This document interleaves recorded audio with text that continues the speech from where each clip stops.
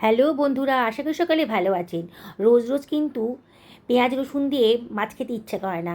হালকা পাতলা মাছ খেতেও মাঝে মাঝে ইচ্ছা করে। আর এই গরমের দিনে এই রেসিপিটা কিন্তু একেবারে পারফেক্ট। বেগুন দিয়ে আর বড়ি দিয়ে আজকে মাছটা আমি রান্না করে ফেলেছি। সরপুঁটি মাছ। এই মাছগুলোকে ভালো করে ধুয়ে পরিষ্কার করে নিয়েছি। আর এর ভেতর দিয়ে দিলাম হাফ টেবিল চামচ মতো লবণ, হাফ টেবিল চামচ হলুদের গুঁড়োও দিয়ে দিলাম, আর 1/4 টেবিল চামচ দিয়ে দিলাম লঙ্কার গুঁড়ো, টেস্টি হবে। দিয়ে মাছের গায়ে মশলাগুলোকে খুব ভালো করে মাখিয়ে নিচ্ছি। বন্ধুরা, সরপুঁটি মাছের নানান রেসিপি তো আপনারা খেয়েছেন। আজকে আমার মতন করে একবারে হালকা পাতলাভাবে এই রেসিপিটা বানিয়ে খান।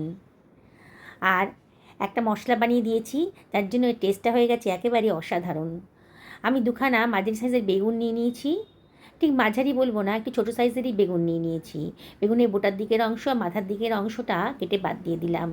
এবার বেগুনগুলোকে আমি লম্বা লম্বা পাতলা পাতলা করে কেটে নিচ্ছি। দেখুন কীভাবে কাটলাম। এবার বেগুনগুলোকে আমি জলে চুবিয়ে রাখছি। একটা মিক্সার গ্রাইন্ডার নিয়ে নিয়েছি। এর ভেতরে দিয়ে দিচ্ছি 1 টেবিল চামচ গোটা জিরে, 1 টেবিল চামচ গোটা ধনে দিয়ে দিলাম, 1 টেবিল চামচ দিয়েছি রাঁধুনি। এই ফোড়নটা দিলে পরে কিন্তু দারুণ টেস্ট আসবে। 1 টেবিল চামচ লবণও দিয়ে দিলাম। অল্প মশলা, একটু লবণ দিয়ে গ্রাইন্ড করবেন, তাহলে কিন্তু সুন্দরভাবে গ্রাইন্ড হয়ে যাবে। দেখুন সুন্দরভাবে এটা গ্রাইন্ড হয়ে গেছে। আর এর ভেতর দিয়ে দিচ্ছি 1.5 ইঞ্চি পরিমাণ কুচনো আদা। একটা টমেটোকে কুচি করে কেটে রেখেছিলাম, সেটাও দিয়ে দিলাম। আর দিয়ে দিচ্ছি কতগুলো কাঁচা পাকা লঙ্কা। আজ কিন্তু আমি শুকনো লঙ্কা ইউজ করব না, কাঁচা পাকা লঙ্কা দিয়েই আজকে রান্নাটা করব। 2 টেবিল চামচ জলও দিয়ে দিলাম। আবার ওইটাকে গ্রাইন্ড করে নিচ্ছি। দেখুন কত সুন্দর একটা স্মুথ পেস্ট তৈরি হয়ে গেছে। কড়াই গরম করতে দিয়ে দিয়েছি। কড়াই যখন বেশ গরম হয়ে গেছে তখন আমি 2 টেবিল চামচ সর্ষের তেল দিয়ে দিলাম। এবার মাছগুলোকে ভেজে নেব।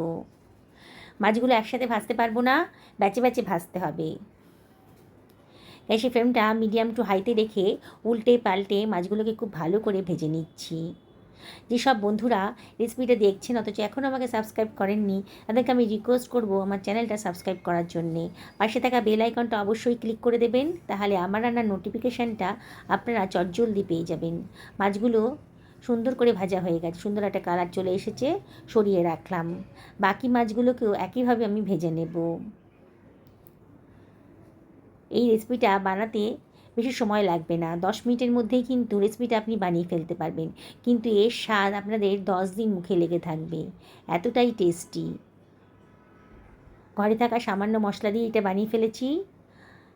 গরম ভাতের সাথে এই মাছের ঝোলটা যেদিন থাকবে না, আর অন্য কোনো রেসিপির দরকার হবে না। বাকি মাছগুলো আমার ভাজা হয়ে গেল, সরিয়ে রাখছি। এবার এর ভেতরে আমি দিয়ে দিচ্ছি কতগুলো ডালের বড়ি, ভেজে নেব। গ্যাসের ফ্লেমটা মিডিয়াম টু লোতে রেখেছি, আর একটু নাড়াচাড়া করে বড়িগুলোকে একটু ভেজে নিচ্ছি। ভাজা হয়ে গেছে, সুন্দর একটা কালার চলে এসছে বড়ির গায়ে। এবার এগুলোকে সরিয়ে আমি অন্য একটা পাত্রের ভেতর রেখে দিচ্ছি। কড়াইতে তেলটা একেবারেই কমে গেছে। এবার কিছুটা তেল আমি দিয়ে দিচ্ছি। এই 1.5 টেবিল চামচ মতো সর্ষের তেল আমি আবারও দিয়ে দিলাম। তেলটা আবারও গরম করে নেব। এবার 1/4 টেবিল চামচ মতো কালো জিরে দিয়ে দিলাম, আর 1/4 টেবিল চামচ রাঁধুনি ফোড়ন দিয়ে দিলাম। রাঁধুনি ফোড়নটা দিয়ে দেখবেন দারুণ সুন্দর একটা গন্ধ বেরোচ্ছে। এইবার গ্রাইন্ড করে রাখা মশলার পেস্টটাও এর ভেতরে দিয়ে দিচ্ছি। গ্রাইন্ডারটা ধুয়ে অল্প জলও আমি এর ভেতরে দিয়ে দিচ্ছি। এবার নাড়াচাড়া করতে হবে, মশলাটা যাতে পুড়ে না যায়, অনবরত কিন্তু নাড়তে হবে। মশলাটা খুব ভালো করে কষিয়ে নিতে হবে। যত ভালো করে মশলাটা কষাবেন ততই কিন্তু রেসিপিটার টেস্ট বেড়ে যাবে। যেসব বন্ধুরা ফেসবুক থেকে রেসিপিটা দেখছেন তাদেরকে আমি রিকোয়েস্ট করব আমার পেজটা ফলো করার জন্যে। দেখুন মশলা গা থেকে কিন্তু আস্তে আস্তে তেল বেরোতে শুরু করে দিয়েছে। মাঝে মাঝে একটু নাড়াচাড়া করে দিতে হবে। এবারে আমি এর ভেতরে দিয়ে দিচ্ছি 1/4 টেবিল চামচ হলুদের গুঁড়ো দিয়ে সব কিছু আবারও ভালো করে মিশিয়ে নিচ্ছি। আবার মশলাটাকে খুব ভালো করে কষিয়ে নিতে হবে।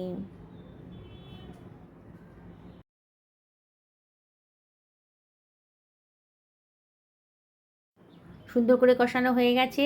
এইবার আমি জল থেকে তুলে কেটে রাখা বেগুনগুলো এর ভেতরে দিয়ে দিলাম, দিয়ে আবারও সব কিছু মশলার সাথে ভালো করে মিশিয়ে নিচ্ছি। অনবরত কিন্তু নাড়াচাড়া করতে হবে। আপনারা ইচ্ছে করলে বেগুনটা ভেজেও দিতে পারেন।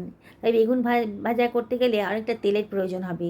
আমি আজকে অল্প তেলে রান্না করতে চাইছি বলে কাঁচা বেগুনগুলিই দিয়ে দিলাম, দিয়ে অল্প জল দিয়ে এটাকে আমি ভালো করে কষিয়ে নেব। এভাবে রান্না করে দেখবেন একদিন আমার মতন করে, অল্প তেলেই কিন্তু দারুণ সুস্বাদু একটা রেসিপি তৈরি হয়ে যাবে। এটাকে 1.5 থেকে 2 মিনিট খুব ভালো করে মশলার সাথে বেগুনটাকে কষিয়ে নেব।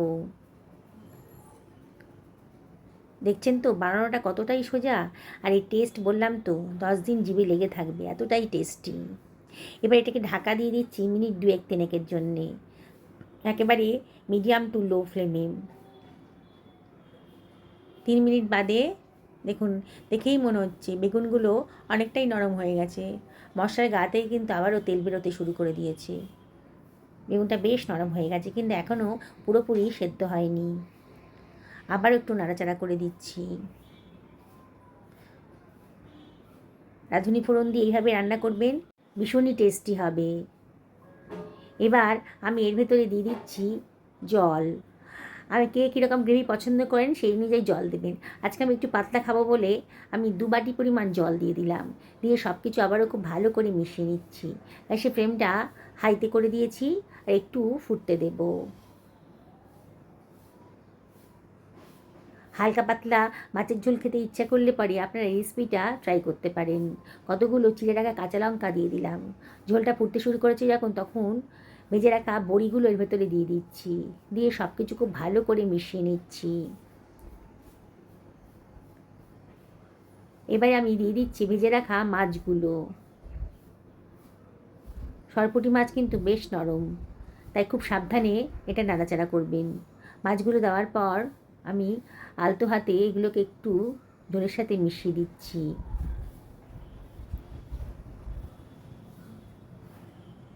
দেখুন বন্ধুরা, 10 মিনিটের মধ্যে দারুণ সুস্বাদু মাছের রেসিপিটা কিন্তু তৈরি হয়ে যাচ্ছে।